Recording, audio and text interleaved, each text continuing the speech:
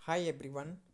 बहुत बहुत स्वागत है आपका अपने ही यूट्यूब चैनल GK GS जय गुरुदेव में।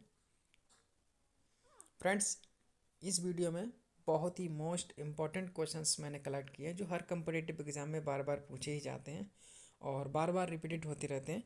तो उन्हीं क्वेश्चंस की आज हम इस वीडियो में डिस्कस करेंगे और बहुत ही ज़्यादा मोस्ट इम्पॉर्टेंट क्वेश्चंस हैं। और अगर आप हमारे चैनल पर पहली बार विजिट कर रहे हैं तो चैनल को सब्सक्राइब कर लें, साथ ही साथ बेल आइकन को प्रेस कर लें जिससे कि सबसे पहले नोटिफिकेशन आपके पास पहुंचे।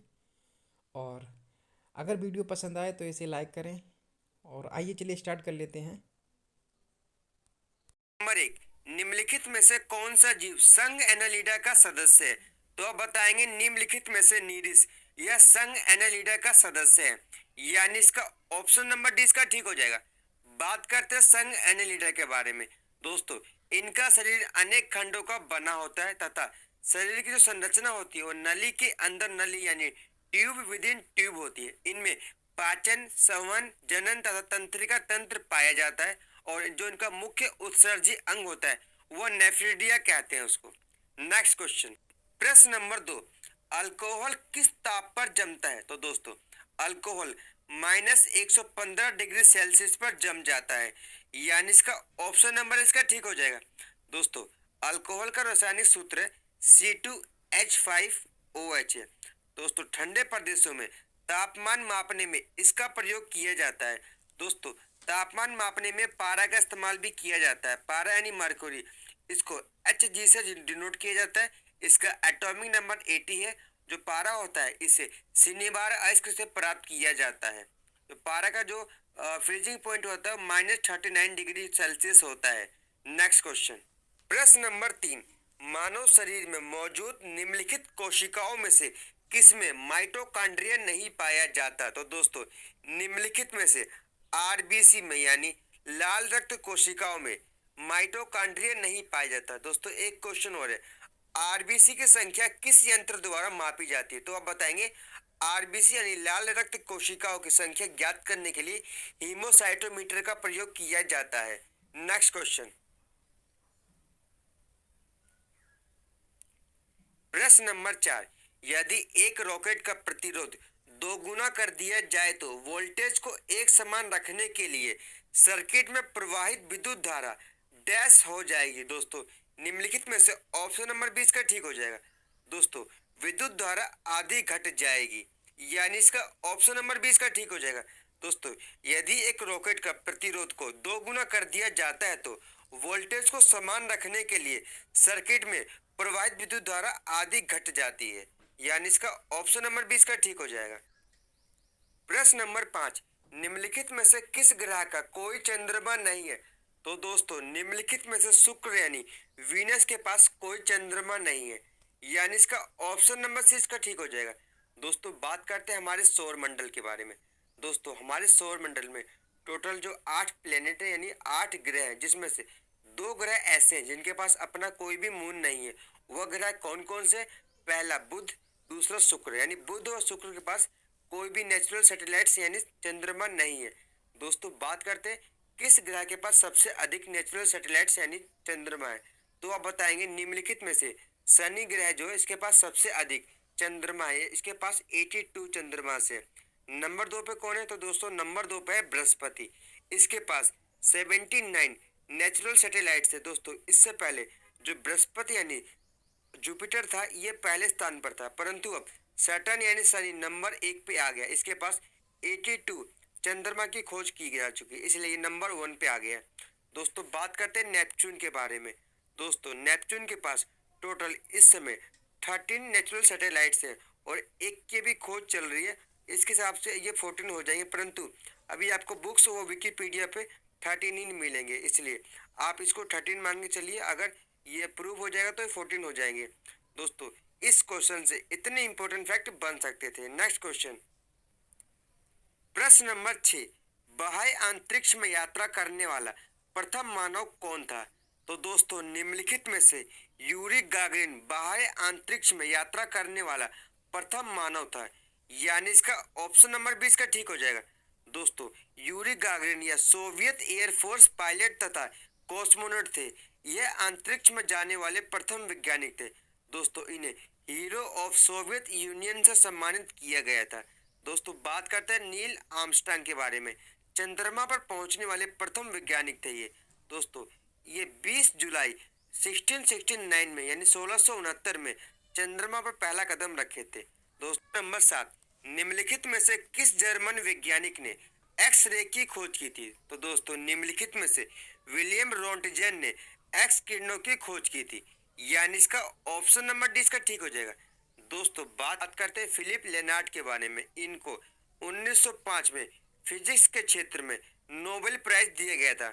बात करते हैं विलियम क्रूक्स के बारे में। दोस्तों इन्होंने थेलियम तथा क्रूक्स ट्यूब की खोज की थी।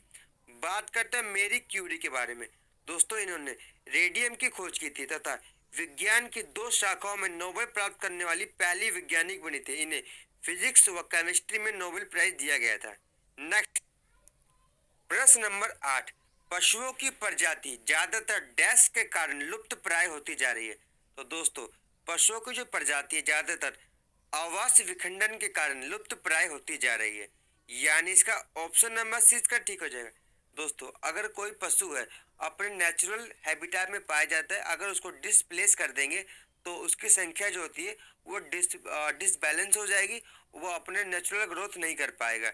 इसलिए सबसे अधिक पशुओं की प्रजाति को खतरा है वह आवास विखंडन के कारण होता है। नेक्स्ट क्वेश्चन प्रश्न नंबर 9, होमोसोपियंस के रूप में वर्गीकृत किए जाने वाले प्रारंभिक होमोनॉइड्स थे? दोस्तों इसका ऑप्शन नंबर सी ठीक हो जाएगा।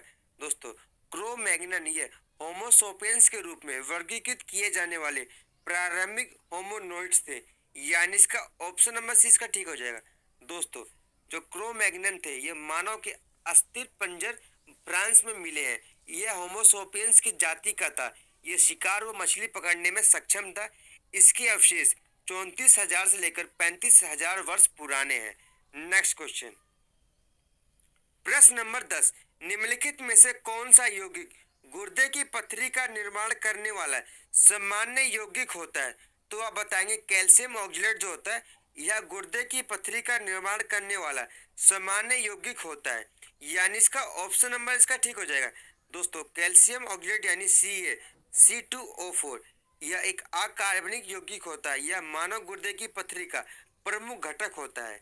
नेक्स्ट क्वेश्चन प्रश्न नंबर 11, एक मानव जीभ में औसतन कितनी स्वाद कलिकाएं पाई जाती हैं? तो आप बताएंगे एक मानव जीभ में जो औसतन स्वाद कलिकाएं पाई जाती हैं उनकी संख्या 2000 से लेकर 8000 के बीच में होती है, यानी इसका ऑप्शन नंबर डी इसका ठीक हो जाएगा। नेक्स्ट क्वेश्चन प्रश्न नंबर 12, निम्नलिखित में से कौन सा एक वर्ड प्रोसेसर का उदाहरण नहीं है? तो आप बताएंगे निम्नलिखित में से माइक्रोसॉफ्ट एक्सेल जो होता है यह वर्ड प्रोसेसर का उदाहरण नहीं है, यानी इसका ऑप्शन नंबर सी इसका ठीक हो जाएगा। नेक्स्ट क्वेश्चन प्रश्न नंबर 13, 1981 में इसरो द्वारा प्रक्षेपित भारत के पहला जियो स्टेशनरी उपग्रह का नाम क्या था? तो आप बताएंगे दोस्तों भारत का पहला जियो स्टेशनरी उपग्रह का नाम था एप्पल, यानी इसका ऑप्शन नंबर सी इसका ठीक हो जाएगा। दोस्तों 19 जून 1981 में इसरो के द्वारा भारत का पहला जियो स्टेशनरी उपग्रह एप्पल को छोड़ा गया था। दोस्तों एप्पल की फुल फॉर्म क्या थी? The Ariane passenger payload experiment. Next question प्रश्न नंबर 14, एक नवजात शिशु के शरीर में कितनी हड्डियां पाई जाती है? दोस्तों यह क्वेश्चन रेलवे एएलपी में पूछा गया क्वेश्चन है। तो दोस्तों एक शिशु में नवजात शिशु में 350 हड्डियां पाई जाती है, जबकि एक वयस्क मनुष्य में 206 हड्डियां पाई जाती है। नेक्स्ट क्वेश्चन प्रश्न नंबर 5, निम्नलिखित में से कौन सा ध्वनि तरंगों के विषय में असत्य है? आपको उस ऑप्शन का चयन करना है जो ध्वनि तरंगों के विषय में असत्य होगा। पहला ऑप्शन ध्वनि तरंगे दाब तरंगे होती है, ये ऑप्शन ठीक है। ध्वनि तरंगे अनुदैर्ध्य तरंगे होती है, ये भी ऑप्शन ठीक है। ध्वनि तरंगे विद्युत चुंबकीय तरंगे होती है, ये ऑप्शन गलत है, यानी इसका ऑप्शन नंबर सी इसका ठीक हो जाएगा। ध्वनि तरंगे जो होती है यह विद्युत चुंबकीय तरंगे नहीं होती। बात करते हैं इस क्वेश्चन की इंपॉर्टेंट फैक्ट के बारे में। ध्वनि तरंगे यांत्रिक तरंगे होती हैं, यह विद्युत चुम्बकीय तरंगे नहीं होती है। ध्वनि जिस माध्यम से संचरण करती है, अगर उसके कण भी उसी माध्यम की ओर कंपन करे तो इसे लॉन्गिट्यूडनल यानी अनुदैर्ध्य तरंगे कहते हैं। अगर यदि माध्यम के कण का कंपन ध्वनि की गति की दिशा के लंबवत होता तो उसे अनुप्रस्थ यानी ट्रांसवर्सल ध्वनि तरंग कहते हैं। नेक्स्ट क्वेश्चन, प्रश्न नंबर 16, एक लाइट बल्ब का फिलामेंट किसका बना होता है? दोस्तों आप बताएंगे, एक लाइट बल्ब का जो फिलामेंट होता है ये टंगस्टन का बना होता है, यानी इसका ऑप्शन नंबर 20 ठीक हो जाएगा।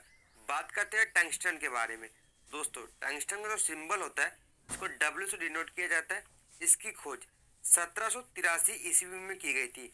दोस्तों इसका जो मेल्टिंग पॉइंट होता है वो 3422 डिग्री सेल्सियस होता है तथा इसका जो एटॉमिक नंबर होता है टंगस्टन का 74 होता है। दोस्तों इस क्वेश्चन से आपको इतनी जानकारी मिलती है। नेक्स्ट क्वेश्चन, प्रश्न नंबर 17, एकमात्र अधातु कौन सी है जो कमरे के ताप पर द्रव में बदल जाती है? तो दोस्तों आप बताएंगे, एकमात्र अधातु ब्रोमीन होती है जो कमरे के ताप पर द्रव अवस्था में बदल जाती है, यानी इसका ऑप्शन नंबर सी इसका ठीक हो जाएगा। दोस्तों बात करते हैं गैलियम के बारे में। दोस्तों गैलियम में जो एटॉमिक नंबर होता है 31 होता है तथा इसका मेल्टिंग पॉइंट होता है 29.7 डिग्री सेल्सियस। इसे Ga के रूप में डिनोट किया जाता है। बात करते हैं क्लोरीन के बारे में।